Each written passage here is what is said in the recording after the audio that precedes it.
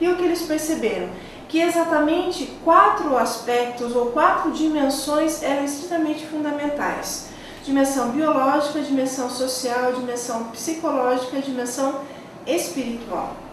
E essas 4 dimensões são aquilo que compuseram o conceito de saúde que a Organização Mundial da Saúde lançou em 1993, que é o pleno bem-estar biosócio, psíquico e espiritual. Ou seja, um equilíbrio entre a nossa parte biológica, entre as nossas relações sociais, entre a nossa dimensão psicoemocional e a nossa espiritualidade. Quando nós passamos para o próximo slide, eu gosto sempre de trazer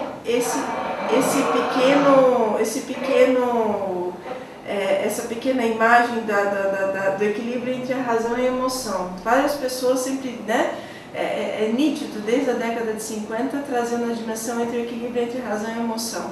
Mas para nós agora isso é ampliado de uma forma profunda, porque não é só razão e emoção, é a parte biológica, as nossas relações sociais como um todo, e relações sociais, gente, não é só relação pessoas, mas é o ambiente onde eu vivo, qual é o entorno onde eu vivo, que tipo de relações existem no entorno onde eu vivo que vão gerar saúde ou vão gerar produção de saúde ou não produção de saúde, produção de doença. A minha parte psicológica, a minha parte emocional. Isso daqui é muito importante para a gente perceber depois, quando a gente for começar a trabalhar, o que a gente entende por saúde pública.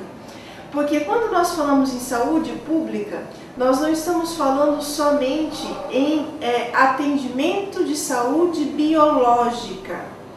Nós estamos falando em um atendimento de saúde que priorize a compreensão do ser humano como um todo.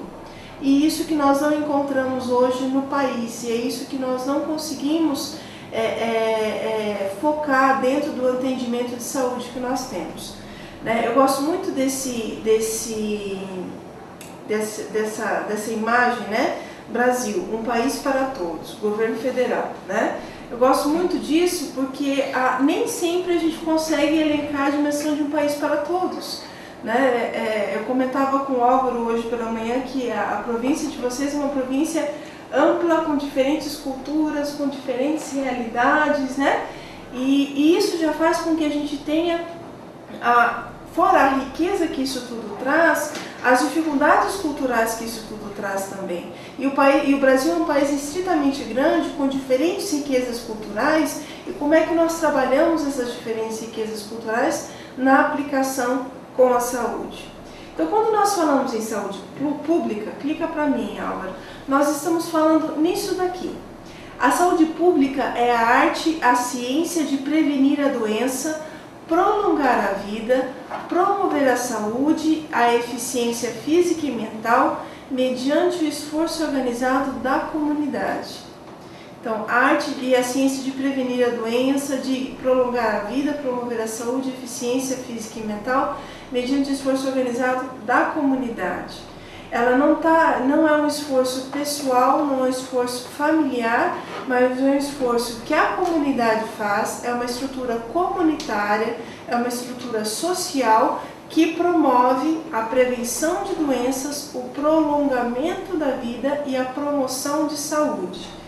Gente, prevenção de saúde, prevenção de doenças e promoção de saúde não está diretamente ligado com tratamento de doenças. Significam programas de educação em saúde que faz com que as pessoas sequer fiquem doentes. Isso que nós não encontramos hoje no nosso país.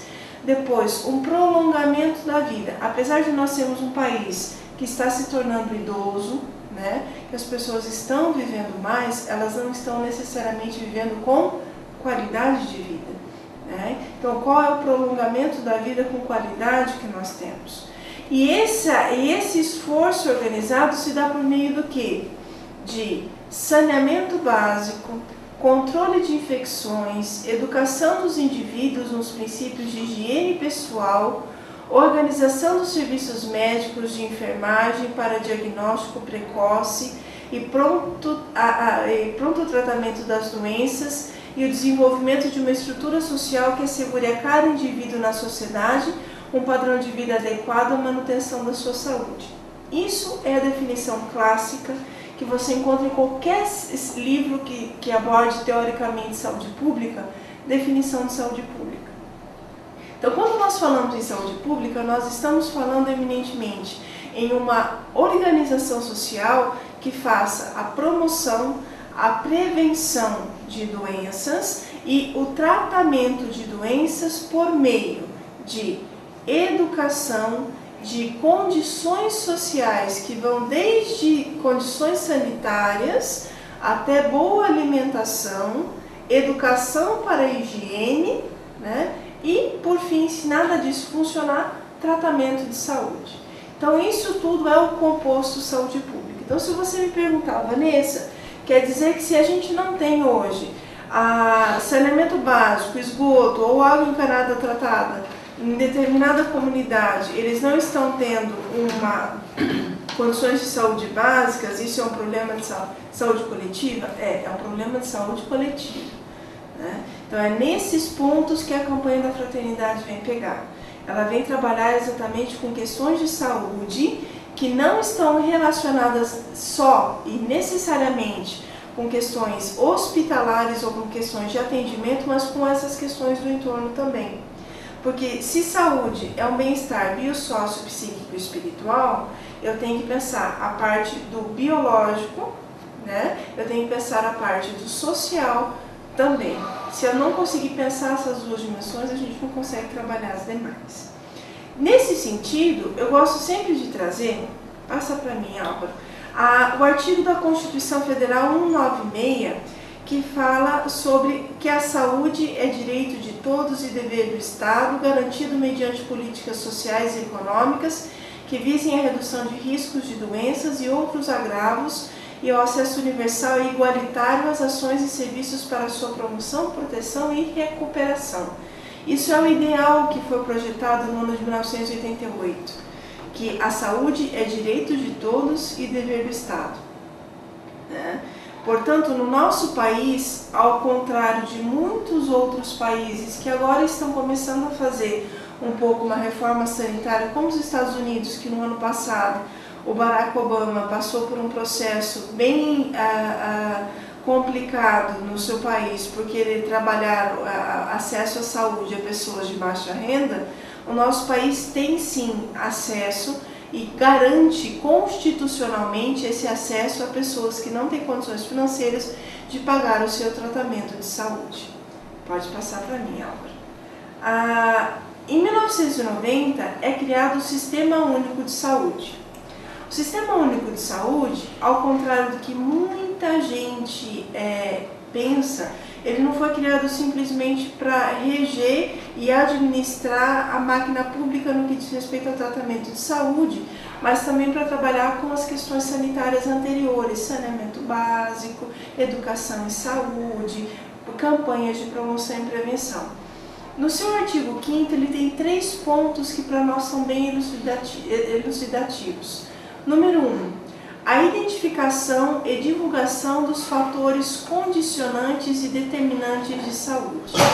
Número 2. A formulação de políticas de saúde destinadas a promover nos campos econômicos e sociais. E o número 3. A assistência a pessoas por intermédio de ações de promoção, proteção e recuperação de saúde com a realização integrada de ações assistenciais e atividades preventivas. Com o Sistema Único de Saúde, nós passamos a ter uma estrutura de saúde no país que tem 3 instâncias: instância municipal, instância estadual e instância federal. Essas 3 instâncias, o SUS é transversal a todas elas, né? Então, nós temos diferentes redes, são diferentes os casos que nós temos os atendimentos. Programas que são em nível federal, ou seja, para todos os estados e municípios, são regidos pela máquina pública federal. Alguns programas de combate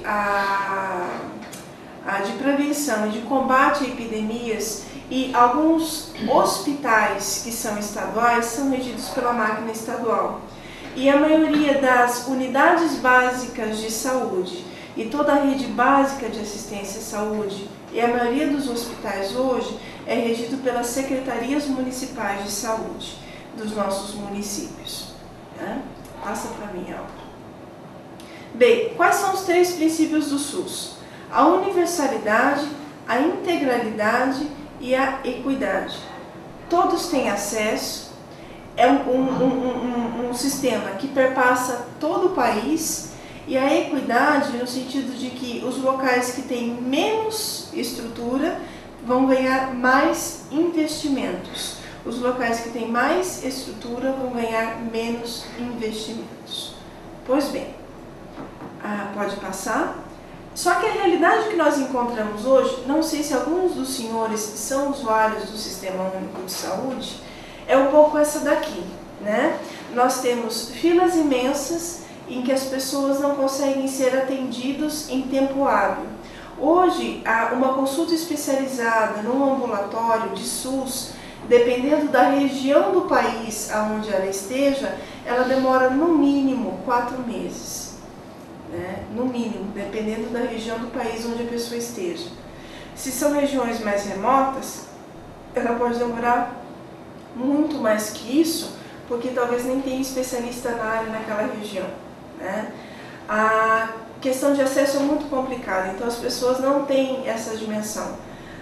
Algumas pessoas, existem casos, por exemplo, em interior do Mato Grosso, ou então no interior Mato Grosso do Sul, enfim, alguns casos que são noticiados e estão em literatura, em que pessoas que passaram por um clínico geral com problemas cardíacos esperaram 7 meses para consulta com um cardiologista, nesse meio termo tiveram o seu processo de infarto, consulta com o cardiologista, o cardiologista percebendo isso pediu para fazer um eletrocardiograma, que é o exame mais simples que existe hoje, para pessoas que têm problemas cardíacos, que demorou mais aproximadamente 4 meses. Nesse inteirinho a pessoa veio a falecer sem ter o processo de atendimento especializado. Por que isso acontece? Nós vamos ver um pouco depois. Passe a próxima. Né? Pode voltar, Álvaro. O que nós encontramos? Vários profissionais de saúde se sentindo desvalorizados. O salário na saúde hoje, ele não é entendido pelos seus profissionais como fidedigno. Vocês devem ter acompanhado aí nos últimos tempos o movimento dos médicos em todo o Brasil a respeito da sua valorização. Por que da sua valorização? Eles não ganham bastante, geralmente o médico ganha bastante, né?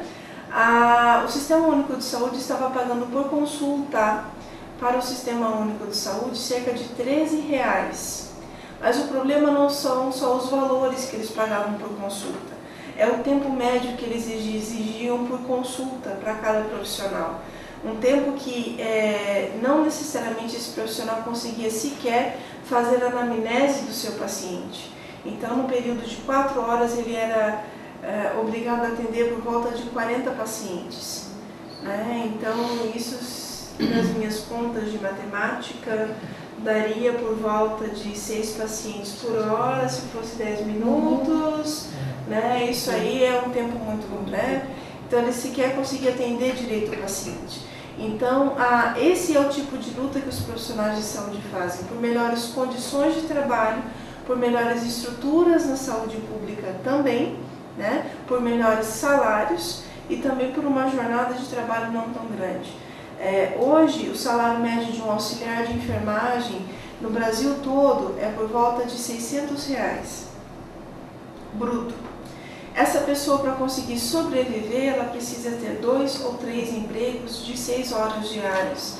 Então, ela trabalha em 2 empregos, uma jornada de 12 horas, em mais um emprego de 12 por 36. Ou seja, ela roda 24 horas, ela roda 36 horas, descansa 12, 36 horas, descansa 12, né? A pessoa não tem saúde suficiente e não consegue manter-se emocionalmente para poder cuidar realmente das pessoas com que ela está trabalhando e desenvolvendo o processo de sofrimento.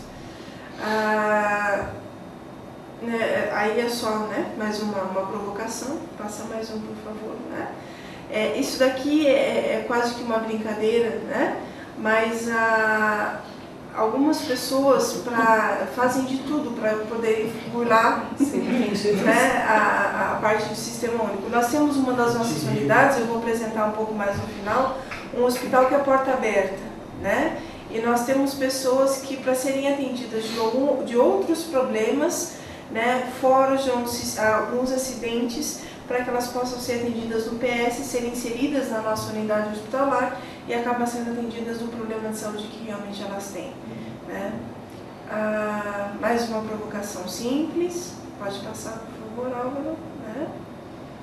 E aqui a gente realmente entra a questão da falta de financiamento que nós temos hoje no Sistema Único de Saúde. Né? Hoje falta leito, falta médico, falta medicamento, falta verba, falta tudo. Né? Hoje o subfinanciamento do Sistema Único de Saúde ele é muito grande. Nós vamos ver alguns dados mais para frente. Pode passar, por favor. Né? Por favor, mais um. Falando sério, quando nós pensamos hoje em doença, nós precisamos pensar também nas outras grandes epidemias que nós temos. Né? Nós temos epidemias que são epidemias de falta de saneamento básico, epidemias de grande aglomeração, epidemias de pessoas que não têm o que sequer o que comer, não têm como se alimentar, mas uma grande epidemia que nós temos hoje e com a qual nós não sabemos lidar é a epidemia do vício, né? Uma nova doença chamada crack. Nós não sabemos lidar com ela, isso é doença. Como lidar com isso? Né? Então, é também um dos focos da campanha da fraternidade nós começarmos a lidar ou discutir essas novas doenças próprias das sociedades aglomeradas e que não são causadas por infortúnios de distúrbios no corpo, mas são causadas por questões mais sociais. Quais são os avanços que nós temos? Pois bem, gente, o Sistema Único de Saúde não é de todo ruim, né? As grandes campanhas de vacinação, nós somos um país onde varíola, a questão da paralisia infantil, várias outras doenças já foram erradicadas. A gripe suína no nosso país teve um grande avanço na questão da conscientização simples, como lavagem das mãos, né? Questão de acesso à educação básica de higiene dental, coisas assim, o SUS tem progredido bastante nesse sentido, né? Acesso de medicamentos a pessoas que são vítimas do vírus HIV, que são portadoras do vírus HIV, enfim, nós temos vários avanços. Então o Sistema Único de Saúde ele não é de todo ruim. Ele, no fundo e filosoficamente, é o melhor sistema de saúde do mundo. O problema está em três questões. Primeira questão, o seu modelo de gestão. Segunda questão, a questão do financiamento econômico que é dado a ele. E terceira questão, a questão da corrupção que existe hoje no nosso país. Pode passar para mim, Álvaro. Questão do subfinanciamento. Essa aqui é uma tabelinha muito interessante, ela não está atualizada, ela é do ano de 2008. Ela traz para a gente uma avaliação da inflação, né? Eu gosto sempre de brincar que, por exemplo, enquanto a água subiu 613%, né, até março de 2008, isso aí é a variação do período do Plano Real, né? Ela subiu 613%, as nossas tabelas de SUS subiram 55%. Enquanto a gasolina subiu 483%, né, as nossas tabelas de SUS subiram 55%. Portanto, nós temos um déficit muito grande em relação a todos os outros bens e serviços que são prestados na sociedade civil em relação ao que o Sistema Único de Saúde nos paga, né? O maior índice ali é o sistema de transporte urbano, ele teve uma variação de 725%. né? Quase que, eu gosto de brincar assim, quase que só as 2 casas decimais ali foram a nossa variação. Para vocês terem uma ideia em números reais, de cada R$1 que nós gastamos no Sistema Único de Saúde, dentro de um hospital, 35 centavos não nos é repassado, né? Isso significa que para um hospital filantrópico, por exemplo,